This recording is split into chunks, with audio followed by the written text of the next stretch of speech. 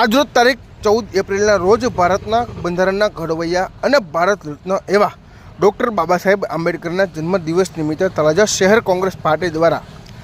બાબા સાહેબની પ્રતિમાને ફૂલહાર કરીને પુષ્પાંજલિ અર્પણ કરી હતી, જેમાં આ કાર્યક્રમમાં તળાજા શહેર કોંગ્રેસ પ્રમુખ ગૌરંગભાઈ બાલાજીયા તેમજ તળાજા સિપાઈ સમાજના પ્રમુખ